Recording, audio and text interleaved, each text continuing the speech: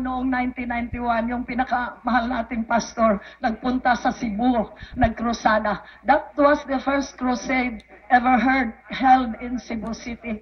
Salamat sa pinakamahal na Panginoon, nakadalo ako. Tinawag na pala ako ng mahal na Panginoon. Noon galing ako sa Amerika, but tapos it's just on time that I was saved. So nakadalo ako, talagang pinagpala ako ng mahal na Panginoong Hesus. Hindi ko alam, ito pala ang totoong gawain ng mahal na Panginoong Hesus. Ako galing sa malaking religion. I didn't know how to praise God. I don't even know how to say hallelujah. I don't not read the Bible. But now I have learned so many things from the Word of God.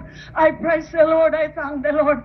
I praise the Lord for using our beloved evangelist, Wildy Estrada Almeida, for coming over to Cebu City and hold that crusade. Tumanggap ako ng bautismo sa tubig sa pangalan ng ating pinakamamahal na Panginoong Hesus. Hindi ko alam, yung mga sakit matanggal pala. Pasalamatan ko ang mahal na Panginoon. Yung chronic tonsillitis ko, about 7 years. I got it from working with patients. Yun palang mga demonyong papasok sa katawan mo. Now, tonsillitis, dahil sa palaging inom ng antibiotics, wala na rin. Pati yung almoranas ko, gumagaling na. Lahat pinagaling ng pinakamamahal na Panginoong Hesus. I praise the Lord for all these wondrous works.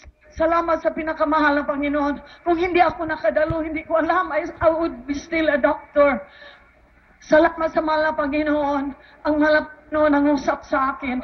Yung linubog ako sa tubig during baptism, nabuksan yung langit. Nakita ko ang di pangkaraniwang liwanag. Salamat sa mga Panginoon. Ito ang tama na bautismo that will lead me to heaven. Salamat sa ating buhay na Diyos. And then, ang usap din ang pinasa akin.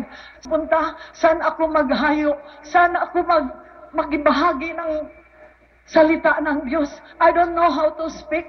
Pero by and by, the Lord was leading me. Since that time, humahayo na ako sa ospital, hindi na ako, ang dala ko na Bible, wala na ako nagdala ng mga gamit ng pandoktor. Humahayo na ako, pumunta ako sa maraming masakitin. Tapos, ang mahal na Panginoon nagawa ng mga himala. I remember so many miracles. Pinakita ng mahal Panginoon sa akin na hindi ang doktor makagaling ng sakit. Hindi ang tao, siya lamang makagawa ng lahat. Maliit o malaking sakit, magagawa niya. Matandaan ko yung isang babae na mayroon malaking ovarian tumor. Yung ovarian tumor niya, supposed to be, she would be opened up after 3 days. But after na pray over, yung ovarian tumor niya, nawala.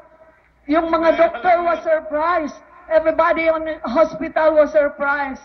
Tapos, mayroon din isang bata na lalaki, mayroon gunshot wound. Yung bala ay nandoon, nakalutang sa ilalim ng chest. Tapos, he was waiting for an operation. While the operating room is so busy, nakapunta ako doon sa surgical ward. Tinawag ako ng kanyang mama. Sabi niya, you pray over this child. Hindi ko alam ano ang sakit niya. Basta diretso ko na, pinasisi. Nagsisi kami lahat. Ang mahal na Panginoon nagawa ng himala, yung bala lumabas sa katawan niya. Salamat sa pinakamahal na Panginoon.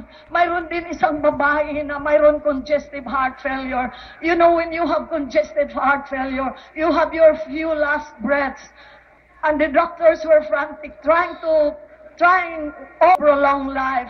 Ngunit pag nalay hands, after saying the sinner's prayer, she was relieved. Ang laking smile niya, yung my heart bleeds when I saw that big smile. Salamat sa mahal na Panginoon sa mga gawa niya. And then there was another woman, nag-deliver ng baby.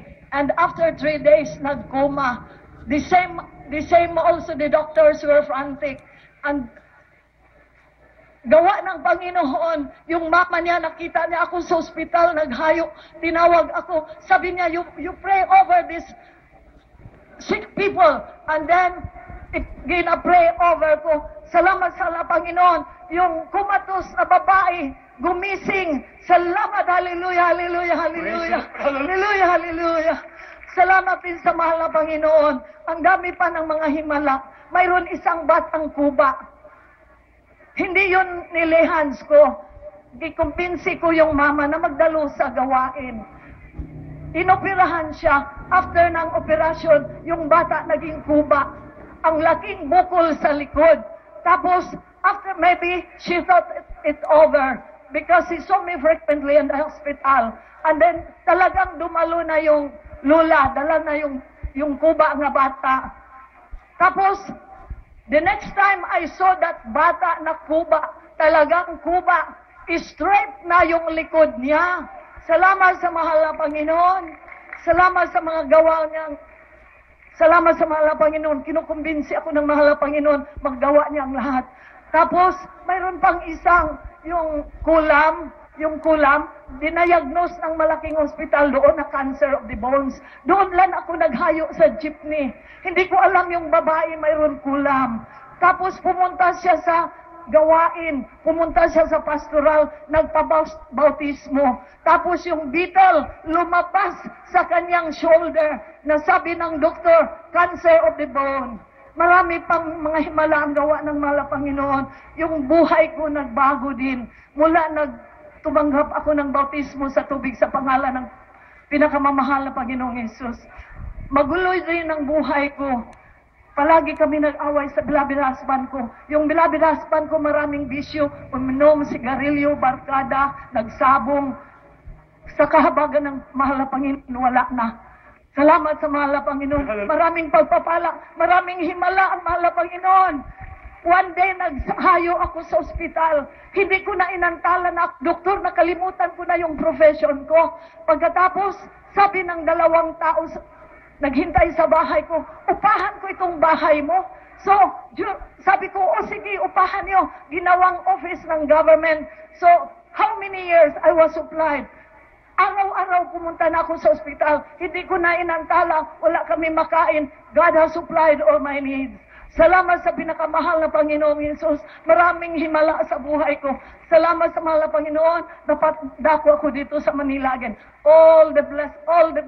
Salamat sa lahat ng blessings, physical, spiritual, financial, material, higit sa spiritual. All the glory to our Lord Jesus Christ alone. Praise the Lord. Hallelujah.